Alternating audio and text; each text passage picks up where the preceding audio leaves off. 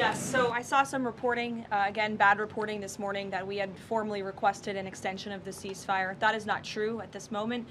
We remain very much engaged in these negotiations, in these talks. You heard from the Vice President directly and the President this week that these conversations are productive and ongoing, and that's where we are right now. I've also seen some reporting about the potentiality for in-person discussions again. Those discussions are being had, but nothing is official until you hear it from us here at the White House. But we feel good about the prospects of a deal. The president mentioned that in his interview yesterday, and it's obviously in the best interest of Iran to meet the president's demands. I think he's made his red lines in these negotiations very clear to the other side, and so we are continuing to see how these conversations go.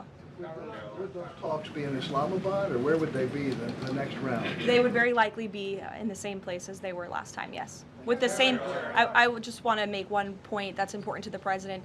The Pakistanis have been incredible mediators throughout this process, and we really appreciate their friendship and their efforts to bring this deal to a close. So they are the only mediator in this negotiation. While there have been many countries around the world who want to offer their help, the president feels it's important to continue to streamline this communication through the Pakistanis, and so that's what continues to take place.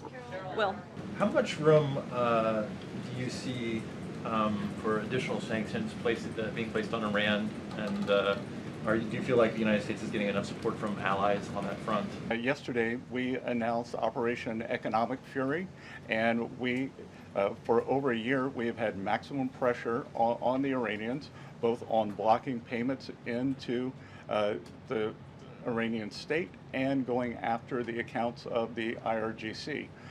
One of what may prove to be fatal mistakes that the Iranians made was bombing their GCC neighbors, and who are now willing to be much more transparent in terms of the funds, or do a deeper dive in investigating the funds that are held within their banking systems.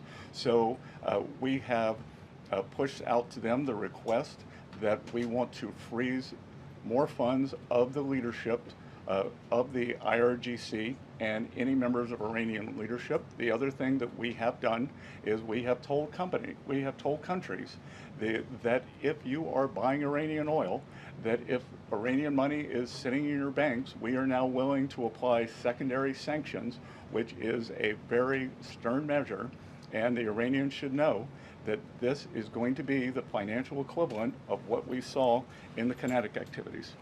Is this an example of expanding the war economically as opposed to militarily? Is this another phase in that? Exactly.